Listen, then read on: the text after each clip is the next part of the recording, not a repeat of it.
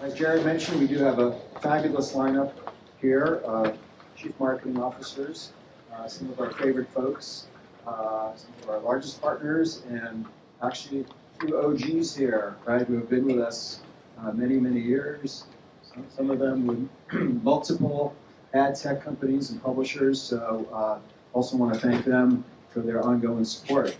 So feel free if you want to just introduce yourself, starting with Nicole, and we'd love for you to share just a little bit about, what are some of the channels, what are some of the ways that you're engaging with brand marketers? Is it content marketing? Is it advertising? Is it maybe it's conferences and events? I don't know.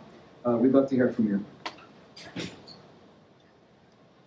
Hi, so I'm Nicole Silver. I'm CMO of Dotdash Meredith. For anyone who doesn't know us, we have 40 brands, People, Food and Wine, Travel and Leisure, Investopedia, and are able to reach over 200 million Americans every day to help them find inspiration, take action, and make decisions.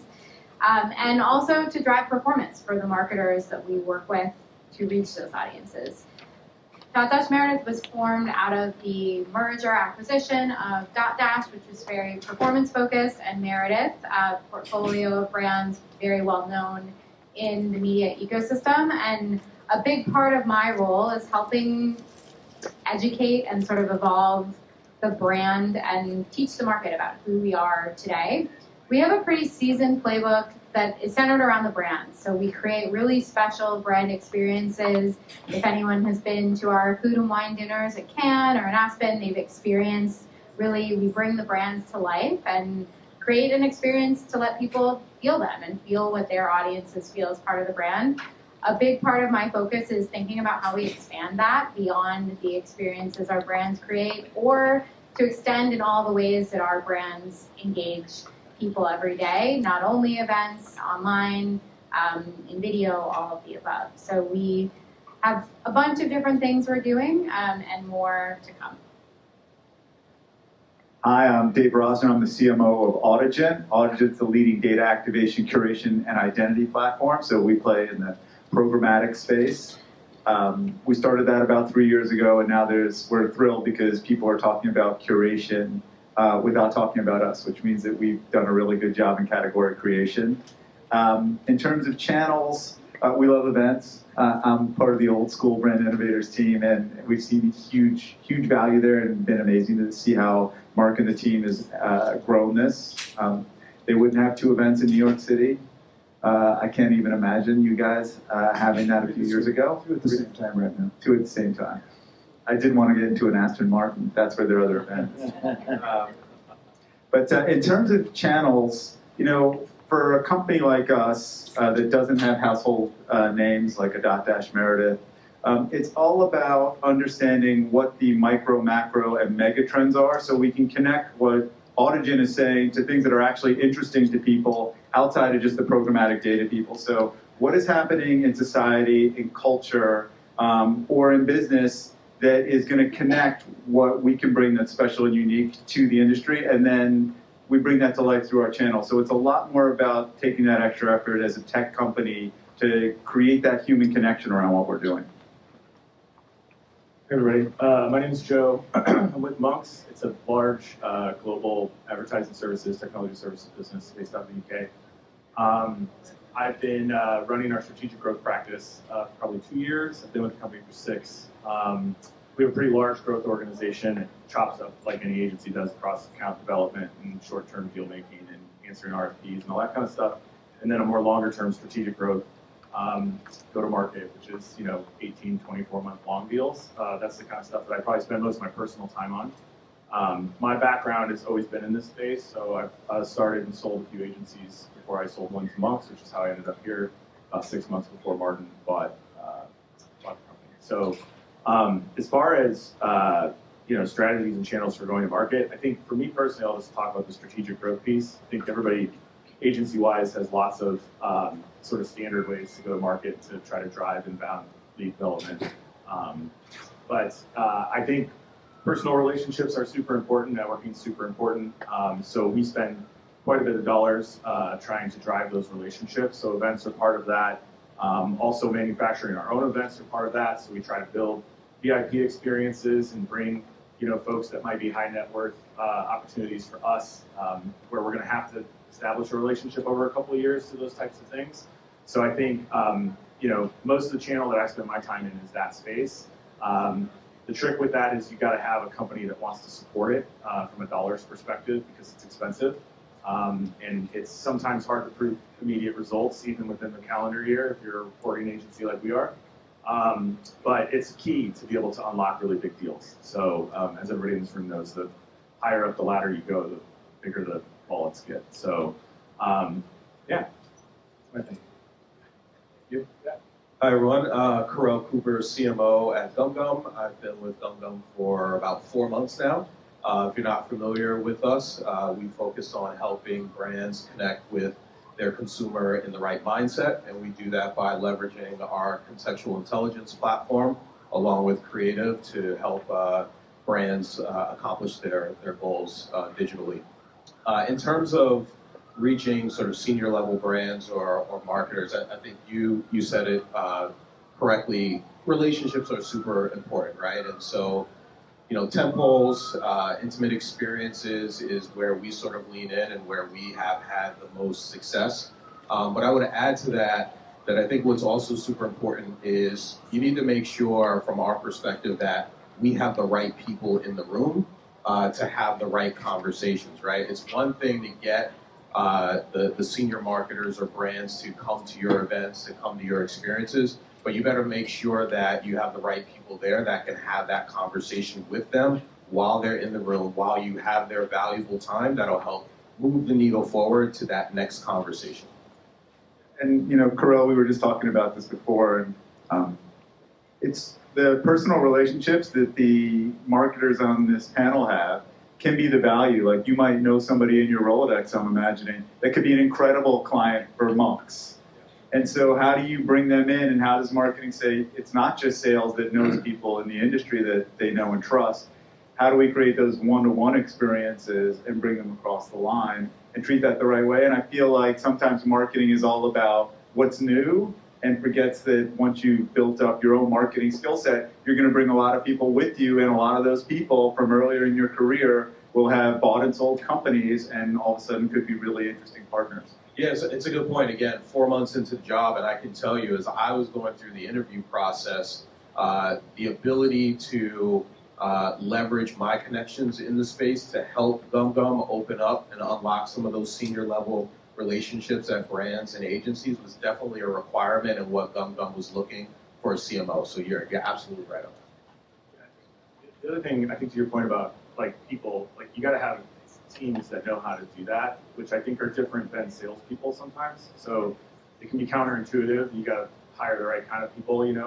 I told Marc a couple weeks ago, I've sent people to brand innovators events that have latched onto someone, spent the entire day with them, and came back and just met one person, and I'm totally okay with that.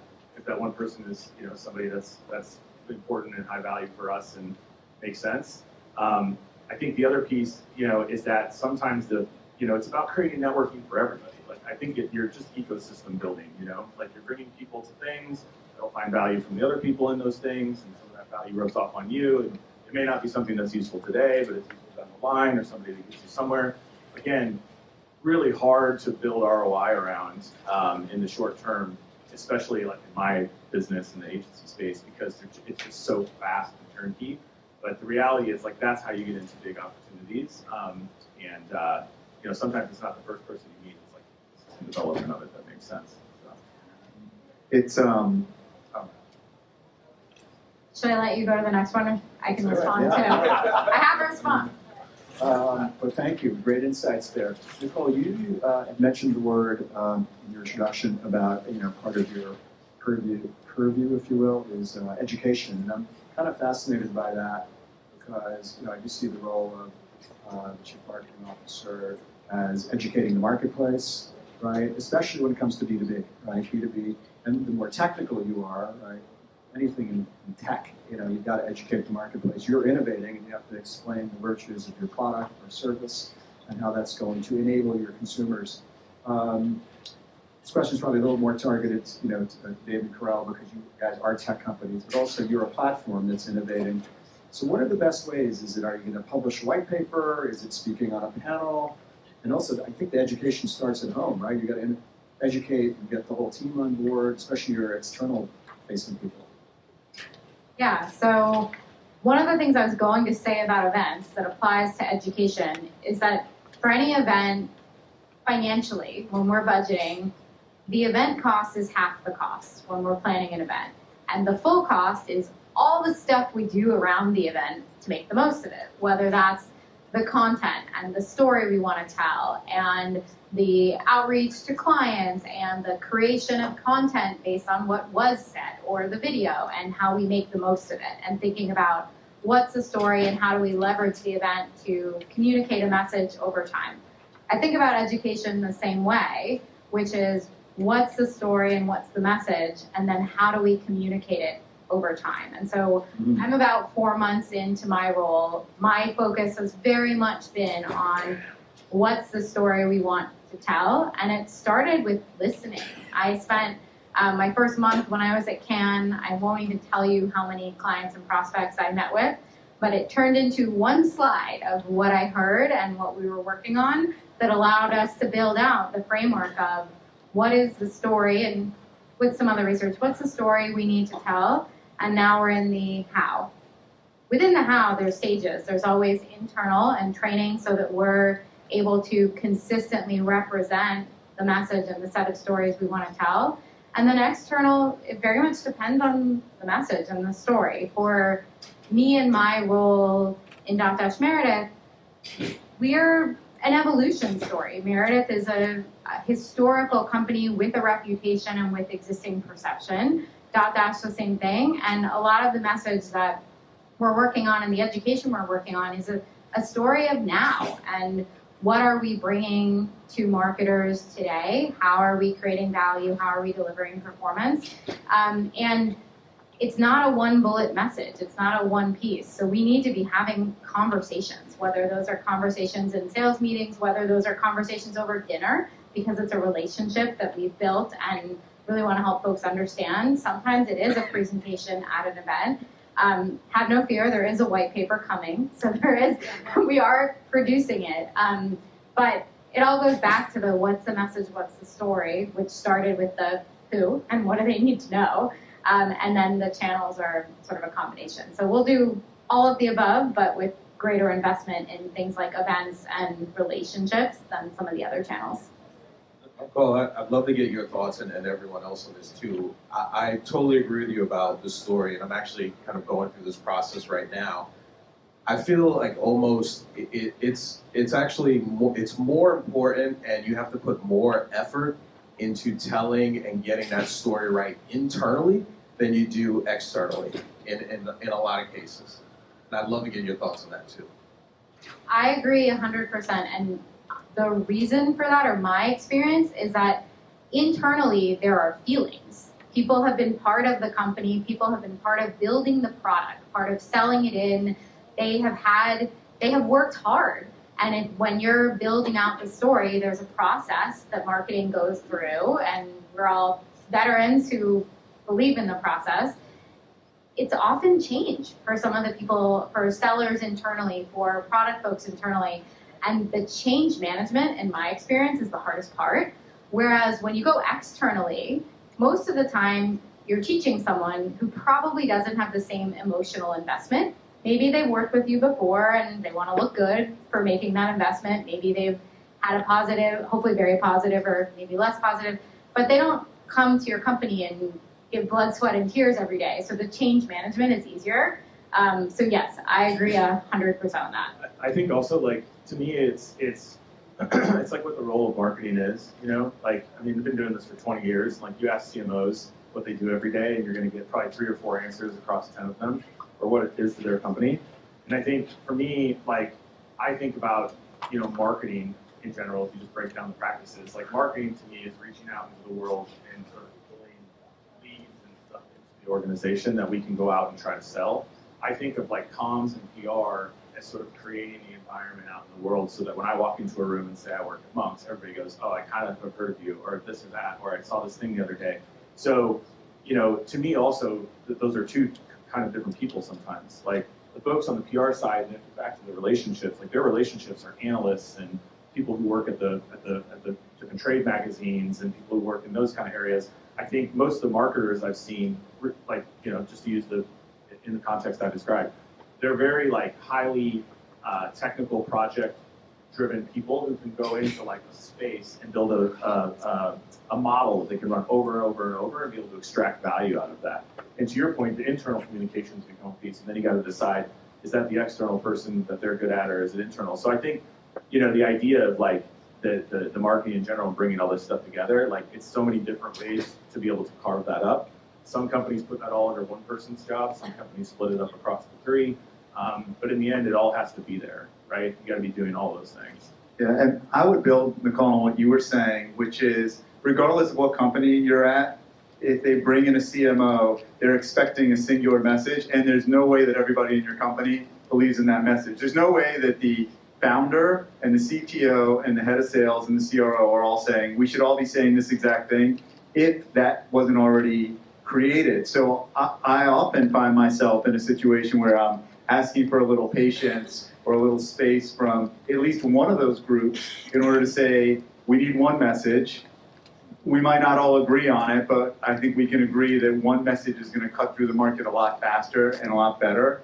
So that's always the first challenge, and it's very political, but it's really important. You bring in a new perspective, and then you have to sell it internally, or at least get some patience. And the other piece is holding that message. And Kerel, you and I were talking about this. It's like, if you're an organization that's been successful because they keep hitting the trends, they may have lost what they stand for in the marketplace, and that is a really hard thing. Like for Monk's to represent something in someone's mind, that can take years to get to. So this notion of, I know the easy fix, the easy headline might be for us to comment about this, but this is what our brand stands for.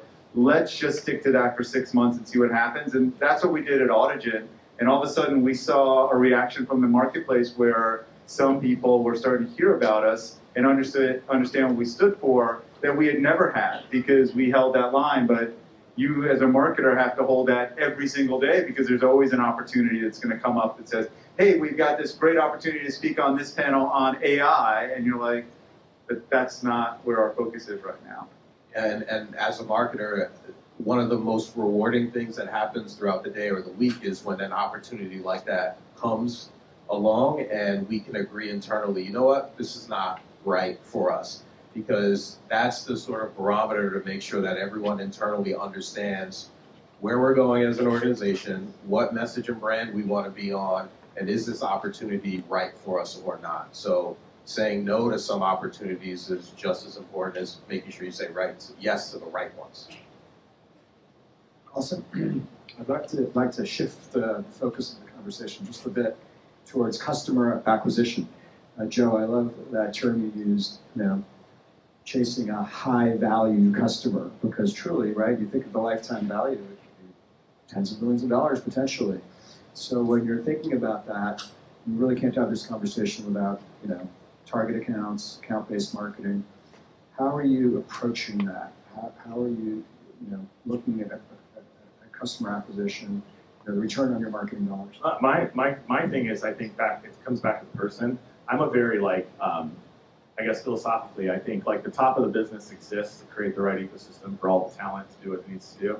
So I think sales and marketing, even in general, is hand-to-hand combat sport with people on the ground having relationships, whether it's showing up at events, or going places, or speaking in an article. You put a comms team in place to say, don't say this and say that, or try to stay on beat. But to your point, people just say whatever they want. So it's I think when you're building value, as far as return on investment, for me personally, it's a personal thing. So I create relationships with people I think I can add value to, not necessarily even Monk's. And then if there's an opportunity to provide value with Monk's, that's awesome. But the point is, spending any time with anybody who doesn't think that what I can give them is valuable is a waste. They'll never buy Monk's anyway. Because people buy from people, and they want to buy from people they want to do business with, and I don't think that's ever changed. Right. But if you kind of reverse engineer it and say, okay, this customer could be a whale, could be a Fortune 50 brand. We've been trying to break into the CPG. Like, okay, so we could invest. I mean, we could have a suite at the Knicks. Okay, well that really doesn't pencil out. That's $500,000. But wait a minute, we score one of those whales. It does. I'm having a minor bit of PTSD because I'm working on 2025 budgeting right now, and I just scrutinized investment in entertaining expenses. So, funny, but I know. But I didn't say. You said it should be more. I didn't say I changed anything. I just scrutinized to truly understand. But a couple things on account-based marketing. I feel very strongly. I want to introduce you to the term ABSM. It's account-based sales and marketing. It's not a thing that marketing does separately. Taking an account strategy is a go-to-market approach. And in order for it to be successful, it is consistent across the go-to-market team. I've launched it twice. We're actually having conversations now. And I view the role of marketing as pattern recognition. What framework? Pattern recognition. The sales team, from a relationship standpoint, has the relationships, has the expertise on the individual accounts. Where we have been able to provide true value for marketing is creating more of a structured segmentation approach around that. Or right now in real practice, for this group of accounts, this level of investment can yield this greater level of return. It's a slightly different way of approaching the account. It is more work internally to understand that brand strategy and the type of partnership we can create to deliver the value they're looking to achieve. And we can do that X number of times. At this level of account, it's a slightly different level of investment. And then working together to create a structure and a team who are working together across marketing, sales, account management, BD, whatever those teams are named in your org. Again, I really like what you said about the level of value you can provide. In my experiences and in the companies I've been, a big part of marketing's role in ABSM is structuring the whole approach to create maximum value for the maximum number of accounts. I can get more granular, but the ABSM, it's not just marketing, is very important to me. Yeah, I mean, one of the things, probably because we introduced marketing a little later in the history of Audigent, so we had been around for about 6 years before we had brought in marketing formally. We have a lot of rules that our salespeople have to meet quotas outside of their number quotas, which include client entertaining, because the truth is you're never going to grow a piece of business to a stable revenue unless you have a deep relationship. So there's that piece.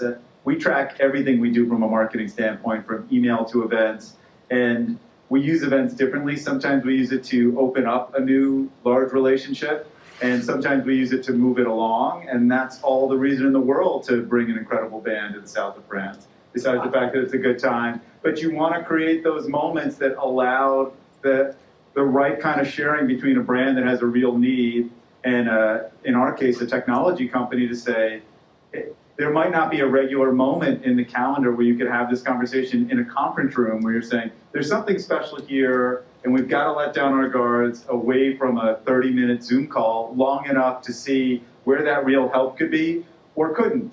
Like, this is a conversation about when it works. It only works because you've had 10 that haven't. So I think there's all the reason in the world to spend on T&E. I wish there was more. But Marc, to your point, bringing it back to the question, the difference how we make our number as a company all comes down to a couple of key relationships a year, and I think marketing has started to see that. We bring in a lot of leads that generate a lot of revenue, but there's always 2 or 3 accounts that become game changers and growth moments for the company, and I always am thinking about how does marketing make sure that that pipeline, which is the 24-month pipeline, that we're thinking about that so we're not getting the short-term wins and messing up 2026. I like that. If I can just, please. Yeah, no, I want to add to what Nicole was saying. I agree with you. Sales, marketing have to be really coordinated there, have to have a strong partnership as well. I mean, we look at, specifically, I like to look at 2 numbers throughout the year from a marketing perspective, which is opportunities generated, which is where we know that we have brought those opportunities in through our paid media, through form fills, so on and so forth, and then opportunities influenced, right? So those touch points at events, dinners, conferences, whatever it may be, right? It's still, sales is still responsible for closing that business, right? But we know from a marketing perspective, we've had some level of influence over it because that individual has interacted with our brand. The other thing I will add to this as well too is even though sales and marketing have to have a tight relationship, we like to leverage the network of our executives as well too, because maybe there's a door that we're knocking on that we don't have a contact in, but maybe our CEO does, or our president does, or maybe I do as well too. So we always like to look at who does our C-suite have relationships with at a particular brand or agency. Got it. Makes sense. Looking at the panel, we have, you're part of a public company, right, Nicole? Real quick, just on budgeting, I think that's interesting, because I think there's two ways to do it. You can budget top down and bottom up. So I think, every company is probably different or whatever your philosophy is, but I think there's one way to say, look, we're going to take marketing as an example, or customer acquisition, let's call it, and we're going to bucket that and make it a percentage of our revenue goals, or we're going to make it a percentage of our spend or margin or whatever number you want. And it's like, look, this is all you've got to work with. So go figure out how to maximize the ability. I think the other way is to look at each individual's perspective on how they're going to grow whatever they owe the business, and ask them how do they think they're going to do that, and then start to make some of those decisions. I probably fall into the second part of that, because I actually think these folks downstream should be more responsible. In fact, salespeople who don't work in our organization, they drop in and they're so used to having so much hand-holding. Like they're used to having an admin, they're used to having a business development support person, they're used to having the marketing team do everything, like build their decks, do all the things. Like that just does not work at our place. They last very, very small amount of time. In our place, it's, you need to build your own stuff, work your own things. If it's your event and you're supporting, you want to take 10 people to a suite at the Giants game with BI or whatever, you need to make sure you provide value out of that and demonstrate that back. If you don't, you're not going to do that again. So I think putting all that responsibility on the marketing organization, quote unquote, is also sort of unfair sometimes. Because at the end of the day, you can show up to those events. You can throw the most amazing event with food and all the things and get everybody there. But if nothing comes out of that, whose fault is that? It's not marketing's fault for putting an event together. It's the people that were supposed to work through and pull those things out that should have, made something work. A lot of head nodding in a room full of marketers. No, I mean, you bring up a good point, right? And I think as marketers, we have to stand up and stick up for ourselves in many ways within an organization, right? And we're having this conversation actually internally now as we start to plan for next year, right? I am, as a CMO, I am signing up for a percentage of our overall revenue. I know that. But at the same time, our heads of sales know, to your point, they are responsible for closing business, right? Like full stop. They're responsible for closing business. They're responsible for understanding our messaging. They're responsible for being in market and doing all of the sales operation stuff, the number of meetings, being at events, the follow-ups that they're supposed to be doing, right? But at the same time, right, I'm signing up for a percentage of the revenue, and I know that my team, we have certain things that we have to do, right? Whether it's our paid media, making sure that we get sales and our executives in the right rooms and on the right stages, all those sorts of things as well too. So it's a partnership, but yes, you're right. At the end of the day, sales is responsible for closing business. Awesome. One more question, then I do want to open it up to the audience for a couple of minutes. We've been talking a lot about strategy, and it's awesome ideas and examples you guys have been sharing. What about, I want to talk about tactics for a minute, and specifically around tentpoles. And Nicole, you made a comment, it is a fact, whatever the expenses for the conference, you've got to double that for T&E and collateral and, lighting up the market. So what are some of the ways, let's say you're at Cannes, and, I would think committing to Cannes is a minimum a couple $100,000 to could be a couple million. Any particular tactics or any examples, perhaps, wow, we crushed it with this? Is it a yacht? Is it a chef? Is it brand innovators? Slip that in. I would say it's just individual. I mean, I remember when I was running 50, 100-person size agencies, we would kill it at Cannes. It was hand-to-hand combat, like I said. Like, you just really have to structure yourself through that week to make sure that you're not staying out till 3 in the morning so you can get up early. But like, you know, that was less about having a big presence and going to tentpole parties and all that kind of stuff. Now Monks is left bigger, so you have some cash to do things like that. But even what we've done at Can lately, where, you know, after the pandemic when Can opened back up, you know, we went rolling across that and said, hey, there's got to be a bunch of these places that are out of business, and you don't need to be on a beach. So we found a cafe right across the street from the Palais, and that's been the Monks Cafe this year. I think iHeartMedia was next door. They kind of kicked off the whole strip, and now they're all getting bought up. But the point is that like the investment in that is so much smaller than it would be to show up at another place. And then what we've done is we've partnered with folks like BI and other folks, and we go, you know, to their events, and where we can provide value again in the same way, right? So I think like, you know, the strategies are probably different for everybody, but I think at the end of the day, it all comes down to trying to create as much one-on-one connections that you can possibly have with people, you know, to evaluate, you know, is a relationship valuable there? You know what I mean? So I know you asked us to talk about tactics, but it's this group, so we have to start with strategy. I can't answer without saying, what are you trying to achieve, right? So for any event, any period of time, what are you looking to achieve? I mentioned that in my role, we are building a new brand out of M&A and highlighting to the market and teaching the market what we have to offer.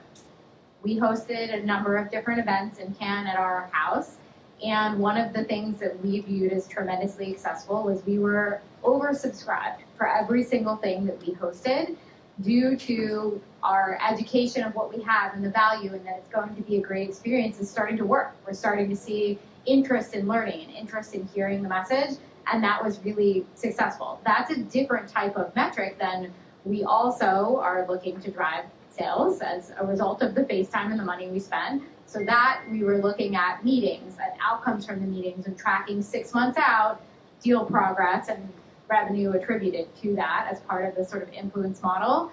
So it depends what you're looking to achieve. I think for us, it's a little bit of each thing, but like Can specifically, hosting these events, doing education, creating the FaceTime. But if we look at other events, last week I was at A&A Masters of Marketing. I don't know if any other people were there. We were not a sponsor. I was there for a variety of reasons. One of the big sort of pushes that I made was that it's the right audience and our sellers need to be there taking meetings. And in one day, I had meetings with brands we work with from 6 cities. So one of the data points that I'm going back to my CFO on is that this is extremely cost effective for us. Not only are we having the meetings, but this is so much cheaper than flying these 3 people to each of those 6 cities. Because I'm having a lot of dialogue about budget right now and cost efficiency. So lots of different ways to answer the question. I don't know if I did, but I love the tactics piece because I love tactics. I think one of the fun things about being in marketing is you get to roll up your sleeves and work the front door if you need to, and there's just a lot of where the rubber meets the road. Nicole, to your point, it's all about the KPI. So we've been going back to Cannes, I've been many times, but with Audigent 3 times. And every year, what we're trying to accomplish is different. Year 1, it's boots on the ground. Like, let's just cover a lot of ground, get the right people infiltrating everything else. And we've gone a little bit, and Brand Innovators was a great part of that. People didn't know who we were. It gave us a platform and a panel for experts to speak. And so that was amazing.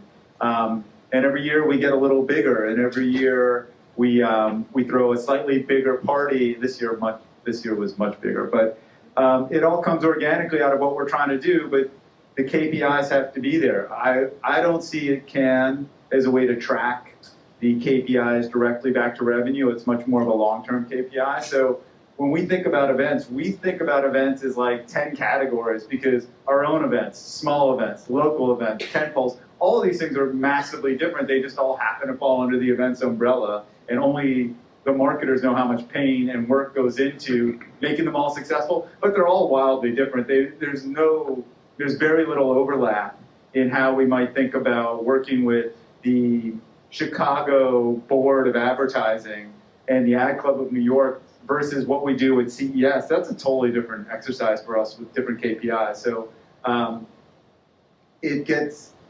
what we try and do is say, let's try it. If it works on these KPIs, which we've set up, let's do more. If it doesn't, let's do less. And there's plenty of ideas, and I'm looking at our head of events, where we said this was not what we wanted. Like, that's out. Let's use that money for something else. We're always tweaking the portfolio of the marketing budget. I'll just add one more. I agree. Strategy, KPIs, super important. The only other thing I'll add to that is when we have a big sponsorship and we know we have a speaking opportunity, it's super important for me to make sure that we have a client joining us on stage for that, because I'm a big believer in allowing our clients to tell our story. That's much more effective than us telling the story. On that note, any more or two questions? Anybody ask the experts? Nicole, you came from a sustainably minded media company. How are you or any of the others leveraging purpose and that kind of messaging, either for your own companies or with your clients? All right, so when we think about tech, how do we make that connect with the actual brands and people we're working with? And so we are always looking at ways that we might be able to enable sustainable action. So we built, and Kerel and I have talked about this quite a bit, we built purpose-driven marketplaces. So how do you actually get dollars into diverse company owners or into diverse media? So part of what we do is take the magic of what we do really well, which is curation, and use that against specific goals that are grounded in what's important to our clients. So we do that in purpose-driven, we're looking at that in sustainability. So I think we find those areas of overlap of what clients care about and what the technology lets us do that no one else can do. And for us, we try to focus on obviously our clients, the brands, the marketers, the agencies. Super important. That's who we're selling into, but also the end consumer who they are trying to market to as well, right? And leveraging our technology to help make digital experience better for that end consumer, right? We all have been online and have received an ad or messaging that was not relevant to us whatsoever, that followed us around after we put something in our shopping cart, right? And so we're trying to leverage our contextual intelligence technology to help, solve for that and make the consumer journey from a digital perspective better. So I came into this role from a company called Volta, which is electric vehicle charging and digital media. We sold to Shell, and we worked a lot with Brand Innovators, who was a fantastic partner as we were growing and looking to extend our reach. And today, still as part of Shell, they work very closely with Brand Innovators. I took that role about 4 years ago, a project of, personally, I've always been really passionate about sustainability and drove an electric vehicle, and I'm a composting person and pull all that. And I said, hey, can I do something to further this personal passion for my career? And was really fortunate to find that opportunity. And I loved it, and I remain personally passionate. One of the things that was super fun in that role is that here I am at Volta, which operates an electric vehicle charging network that doubles as a digital out-of-home media network. My background's media and ad tech, and I'm there at the moment that ad tech embraces sustainability with the rise of Scope 3 and with Ad Net Zero and with a whole bunch of really great actors thinking about how are we as a media industry, how are we as a marketing industry thinking about our impact on the environment and ensuring that we're working to improve it. And one of the things that's really cool to see is that from 2020, 2021 to now, there's been a shift in the industry. There is a greater awareness. There are more clients who are asking questions and factoring sustainability in, and I believe that will continue. For me personally, I kind of missed some of the really nitty-gritty tech pieces of the media business. This may take it as you will. I can nerd out with the best of them on how data tracks through the system and how we tell that in a simple way in marketing. And when I was considering this job, was really excited to see Dotdash Meredith is owned by IAC. IAC has a set of principles on how they think about sustainability, they think about the impact on the environment. For us, that's everything from thinking about using recycled paper in our print publications, thinking about our use of energy in the way that we house and use all of our tech information. And I was really excited to see that. It aligned with my personal beliefs, and probably most importantly, it's really exciting to be in an industry that is thinking about issues like this and making progress. And I'm really excited about that for the industry as a whole.